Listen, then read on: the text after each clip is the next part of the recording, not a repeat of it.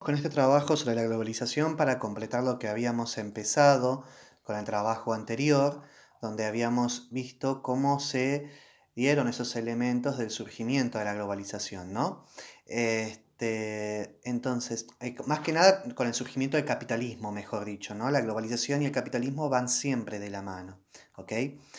Y ya habíamos visto algunos elementos sobre la disputa del capitalismo con respecto al el mundo bipolar, ¿no? Esta cuestión que aparece en el escenario, la Unión Soviética, para discutir estos espacios globalizados también, ¿bien? Así que vamos a ir trabajando como fue a lo largo de la historia y van a ver que hay muchos elementos que tienen en común con el capitalismo, porque siempre son procesos que se dan muy de la mano, ¿bien? Entonces, lo primero que hay que tener en cuenta que la globalización es un proceso histórico y geográfico. Y esto quiere decir que se da a lo largo del tiempo, no es algo que pasa de un día para el otro, sino que es algo que se da a lo largo del tiempo y de la historia. ¿Bien? Podríamos decir que América comienza a globalizarse a partir del siglo XV, que ahora vamos a entrar con eso, y que justamente tiene que ver mucho con el comercio triangular que se había implementado durante una etapa de capitalismo, no sé si se acuerdan, donde Europa, con su sistema colonial, eh, traficaba, bueno, comercializaba, mejor dicho, esclavos hacia América, de América obtenía sus materias primas y después le vendía tanto a América como a África sus productos manufacturados, ¿ok? Esta globalización va a ser muy, muy lenta, pero sí van a aterrizar o van a territorializarse un montón de elementos europeos, ¿bien? Lo importante de tener en cuenta en este proceso es que vemos que la globalización puede tener consecuencias positivas y consecuencias negativas, ¿no?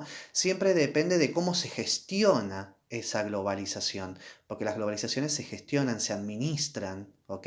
No son situaciones o procesos que se dan de manera accidental, sino que son planificadas justamente, ¿ok? Bueno, vamos a ir viendo entonces cómo comenzó en el siglo XV. Bien, lo principal de esta primera etapa, donde muchos geógrafos, historiadores, sociólogos, porque la globalización es un tema que se aborda en distintas disciplinas de las ciencias sociales, pero la geografía es como la más específica, ¿no? Y los geógrafos siempre pensamos en esto de que la globalización en realidad empezó hace siglos con el desarrollo del comercio mundial, ¿no? ¿Y cuándo se da esto? Justamente durante la época colonial de Europa, ¿bien? Durante el proceso de colonización se dio un proceso cultural, político muy importante, ¿bien? Que es el eurocentrismo. Este proceso de eurocentrismo significa que durante la época colonial la mayoría de las ideas políticas, religiosas, económicas, fueron implementadas dentro de América bajo una perspectiva totalmente europea, ¿bien? Si bien teníamos una recepción de poblaciones africanas, perdón, una población africana que estaba llegando como mano de obra esclava, ahí vemos la diferencia, ¿no? De quienes tenían el poder real para imponer un sistema cultural, y político y económico. Porque claramente los africanos, como venían en condiciones de esclavo, no tenían la capacidad de poder traer todo ese abordaje histórico, cultural, identitario, económico propio de África, sino más bien fue implementado por Europa. A esto lo que me quiero referir es que hay una serie de actores económicos, políticos, que justamente inciden en estos procesos. Por eso decía de que se da planificadamente la globalización, ¿ok? Y que estas consecuencias que trae la globalización justamente viene de la mano de un proceso eurocentrista. ¿Qué significa? Que hay una imposición y una enseñanza de idiomas europeos, que hay una imposición y desarrollo de un sistema de comercio europeo con las monarquías, como el comercio triangular. También una imposición de una religión cristiana y eliminar cualquier tipo de religión que vaya en contra de la Iglesia católica o cristiana, porque por ejemplo en Estados Unidos, si bien la Iglesia católica no tenía muchísimo poder de influencia, sí lo tenía la Iglesia cristiana luteriana, que es la propia de Inglaterra, ¿ok? Y después se da una imposición de clases sociales según las leyes europeas. Vean esto de que hay un rey, hay un noble, el clero y el campesino. Estas imposiciones de un orden europeo sobre la vida de América va a romper todas las estructuras que estaban anteriormente establecidas con los pueblos originarios, con los aztecas, con los incas, con los mayas, porque van a sufrir el mismo proceso que habían sufrido los africanos cuando llegaron los europeos, ser esclavizados. Avanzando en el tiempo, ya en el siglo XVIII, lo que encontramos es que se empieza a consolidar también un sistema social con respecto a la vida, digamos, de los espacios globalizados, ¿no? Más allá de que ahora nos encontramos con que ya la mayoría de las colonias fueron independizadas, tanto las americanas como ahora empiezan a independizarse las asiáticas, como Indonesia, como China, como, bueno, sectores de China, ¿no? Como también las de la India y algunas africanas, empieza a aparecer un proceso también que se consolida, que es una herencia también del sistema europeo, que es esto del patriarcado, ¿no? El patriarcado como sistema está hablando acerca de una clara diferenciación entre el hombre y la mujer, no solamente en cuestiones físicas, sino en cuestiones judiciales, es decir, en lo jurídico.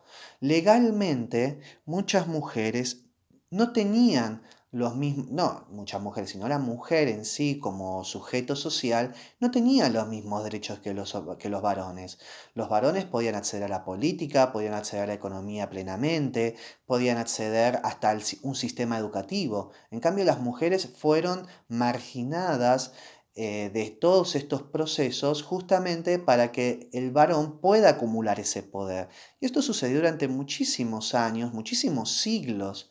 Entonces lo que vemos que sucede en estos territorios que eran antiguamente coloniales es que mantienen este sistema patriarcal, herencia europea, para poder mantener el orden donde el varón pueda tener ese rol protagonista de los procesos económicos y políticos, ¿ok?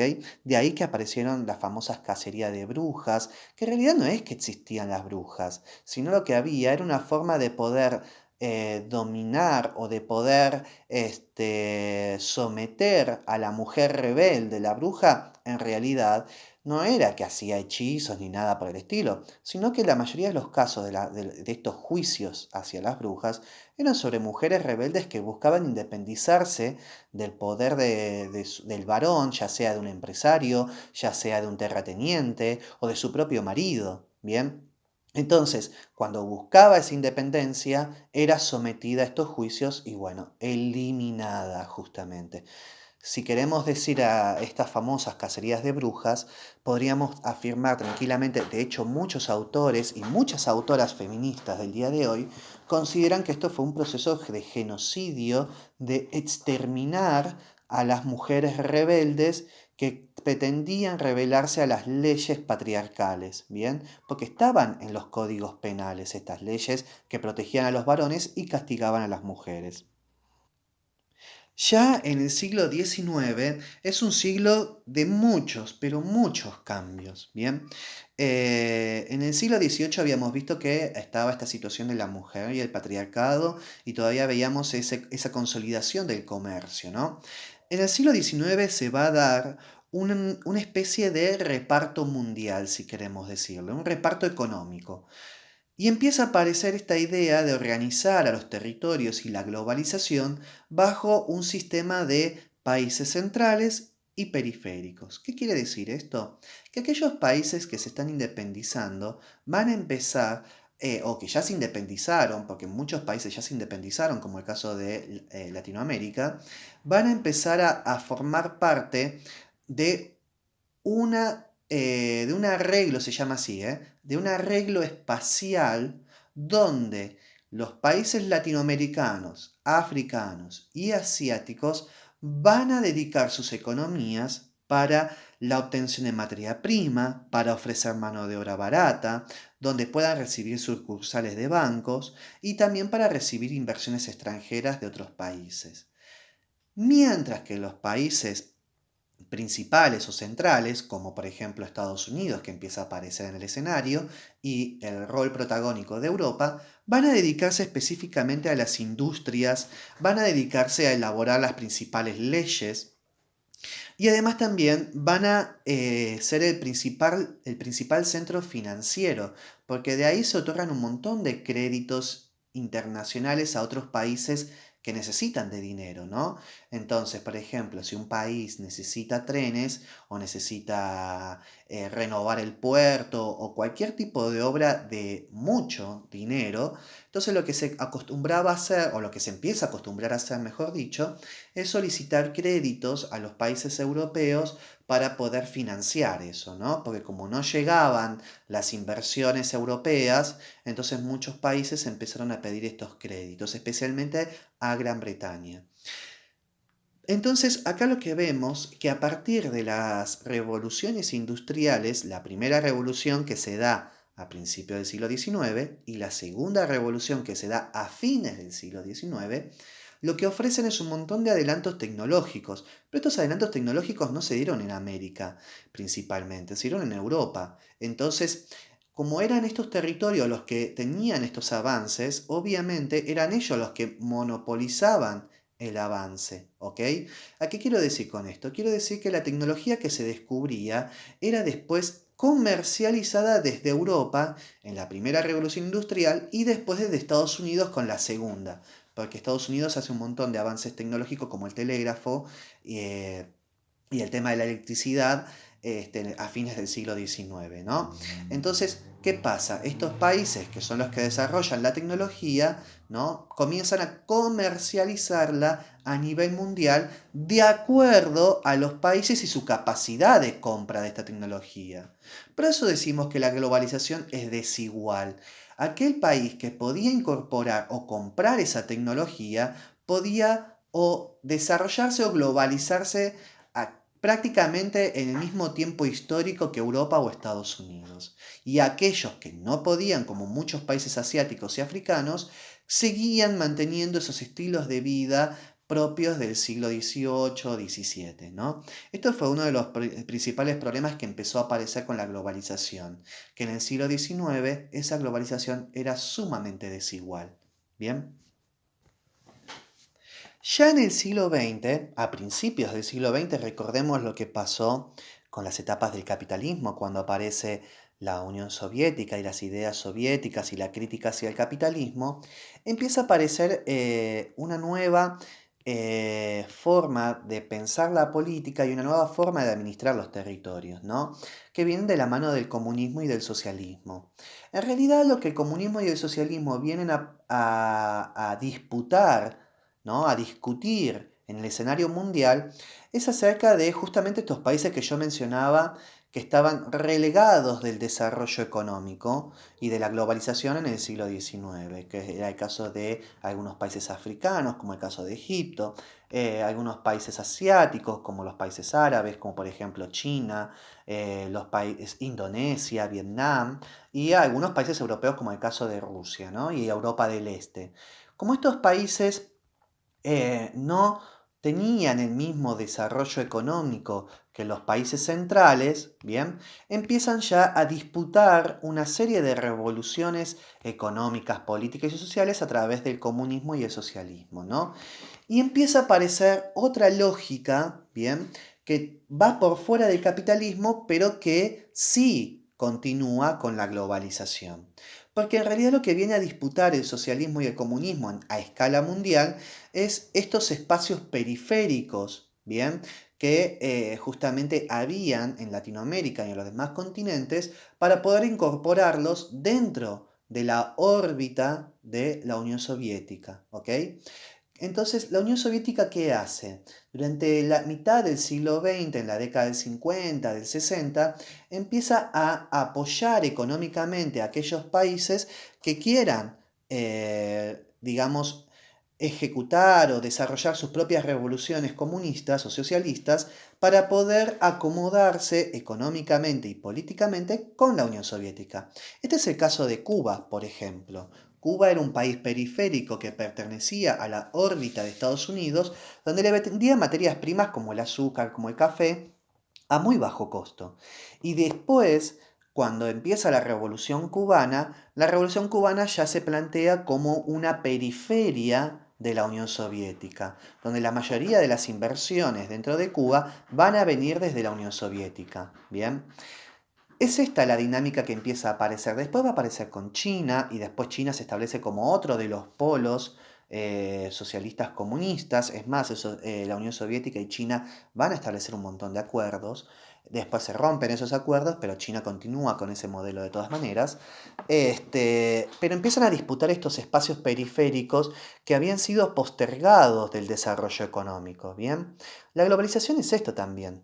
La globalización también durante el siglo XX ya tiene como dos caras, una cara que es capitalista y otra cara que es comunista socialista. Hay países que empiezan a globalizar, perdón, hay territorios que empiezan a globalizarse con una lógica capitalista y otros territorios que empiezan a globalizarse con una lógica comunista. Pero estas tensiones que se dan entre el mundo capitalista y el mundo comunista empiezan a tener una serie de conflictos que pueden llegar a ser...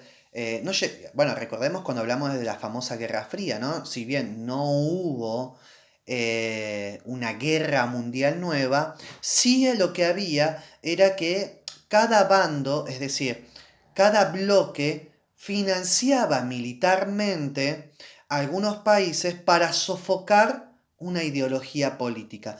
Por ejemplo, en el caso del capitalismo, ¿no? ¿Qué hacían los países capitalistas? Financiaban económicamente a los ejércitos de otros países para que puedan sofocar a los movimientos revolucionarios. En el caso de la Argentina fue el peronismo y la izquierda, la socialista, y en el caso de Latinoamérica en su conjunto, a toda intención comunista. De ahí que vino el Plan Cóndor. El Plan Cóndor fue el instrumento de poder incorporar militarmente hacia el capitalismo a aquellos países latinoamericanos, ¿no? Y que tenían esta amenaza de que podían tornarse socialistas, ¿bien? Entonces, ¿qué es lo que pretendían hacer los países capitalistas? Evitar que estos países se vuelvan socialistas y pertenezcan a la periferia de Estados Unidos y no a la periferia de la Unión Soviética.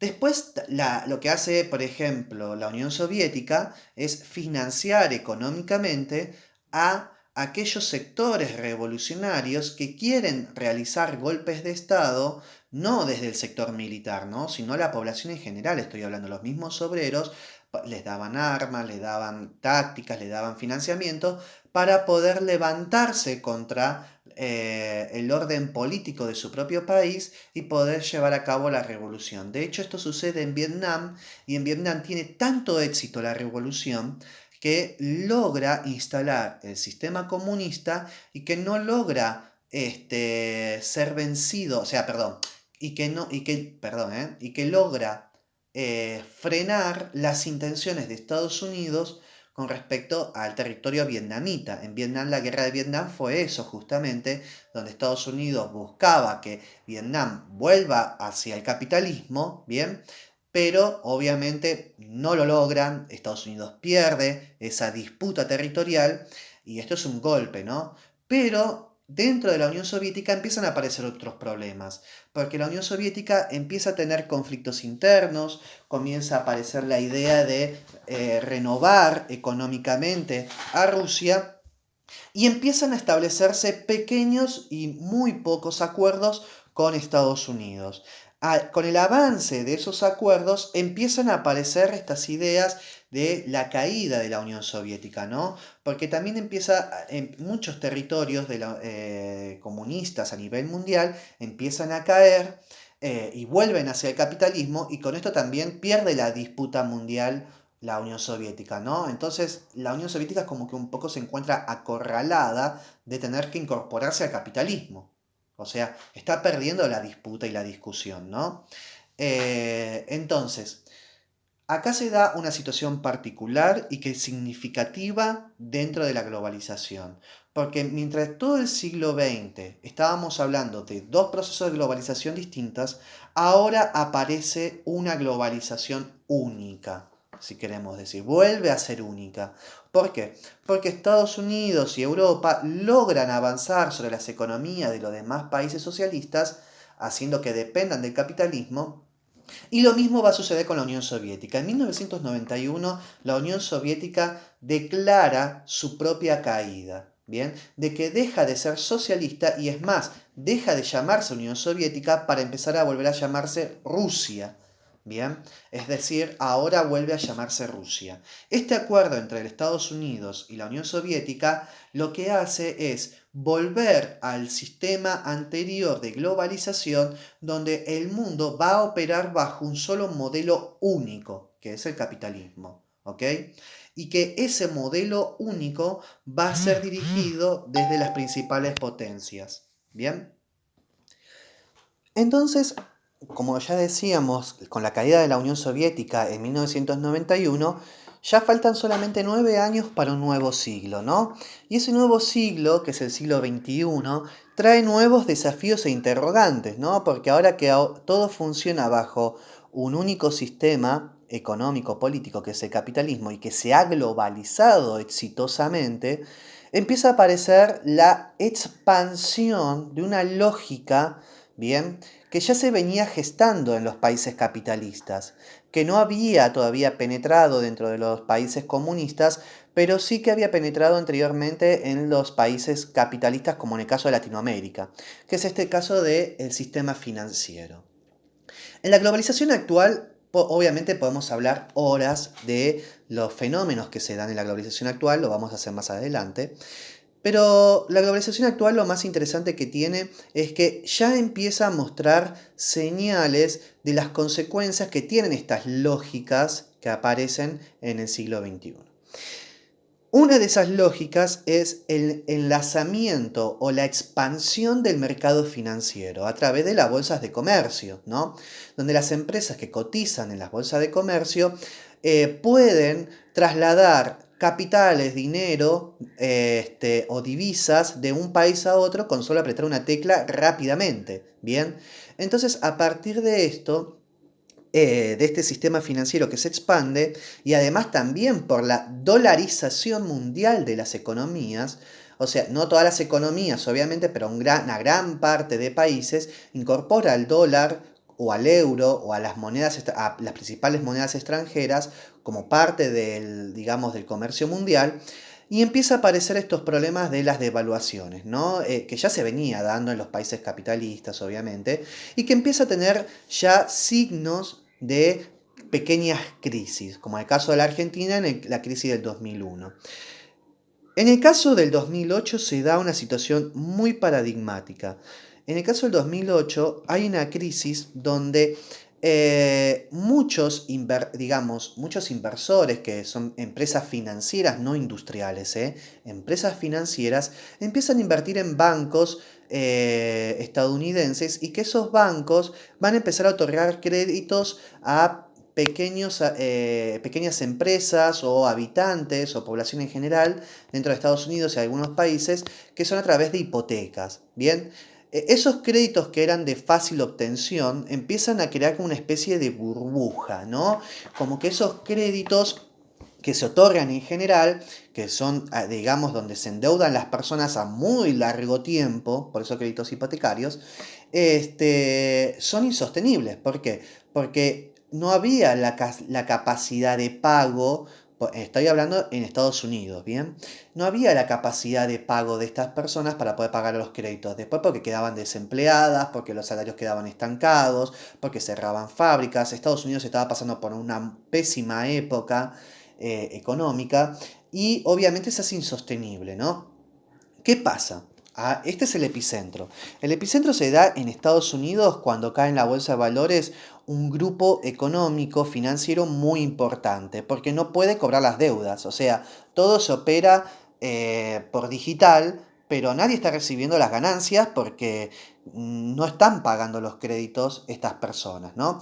Entonces, esta empresa que se llama Lehman Brothers cae y con ella caen todos los inversores que estaban a nivel mundial, inversores que estaban en Europa, en América Latina, que estaban también en Asia, en el mundo oriental, en el mundo musulmán. O sea, aquellos inversores que estaban financiando o que tenían inversiones dentro de esta empresa financiera estadounidense también se ven afectados y también se ven afectadas las otras empresas. O sea, es un efecto en cadena similar a lo que sucedió en 1930 con la gran crisis económica de la Gran Depresión, pero en este sentido totalmente financiera, ¿no? O sea, impacta financieramente en los países, el dólar se dispara en todos los países, porque obviamente si nadie está pagando los créditos, el Banco Central de Estados Unidos no tiene tantos dólares, ¿bien? O sea, no están volviendo los dólares que se estaban dando, entonces como se queda sin dólares, el dólar aumenta.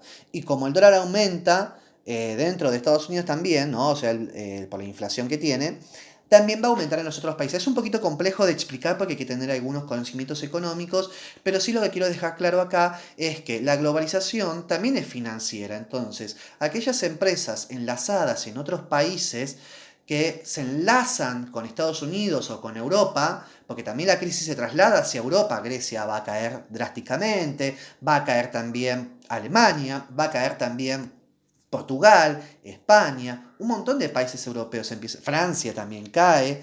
Este, entonces, estas caídas de las bolsas es un efecto dominó que se da desde el 2008 y podría decir que hasta el 2012 más o menos dura esta crisis.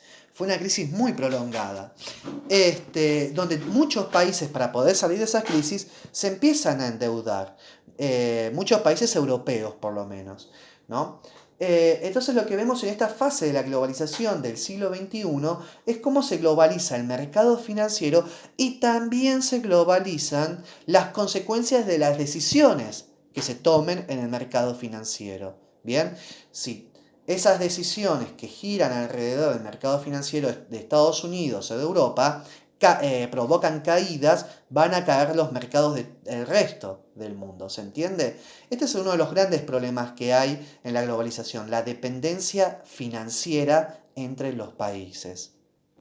Entonces, para cerrar, te propongo dos actividades donde podamos ordenar este proceso de globalización, cómo se fue dando a lo largo del tiempo y de forma geográfica, ¿no? Entonces, en el primer punto lo que te propongo es que vayas ubicando en cada siglo cómo fue ese proceso de globalización y qué sistemas se instauraron, ¿no? Por ejemplo, en el siglo XV hablamos de que se instauró el eurocentrismo. Bien, en el siglo XVIII se instauró y se profundizó el patriarcado, en el siglo XIX se profundizó el sistema de países centrales y periféricos, en el siglo XX hubo una disputa de la globalización entre el mundo bipolar, en el mundo bipolar entre la Unión Soviética y el capitalismo, y después en el siglo XXI la hiperdependencia dentro de un mismo sistema financiero a través del capitalismo, ¿no?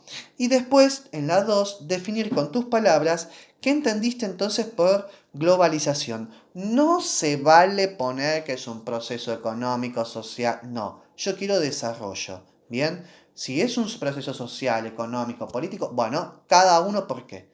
Pero nada de poner una cosita así sacada de Wikipedia o del diccionario o lo que sea. Quiero que me pongan lo que ustedes entendieron con sus propias palabras y cómo les salga. No hay respuestas equivocadas. La idea a mí es que me sirva para saber si lo entendieron el tema o no. Y si se equivocaron, lo vemos y lo corregimos, no pasa nada.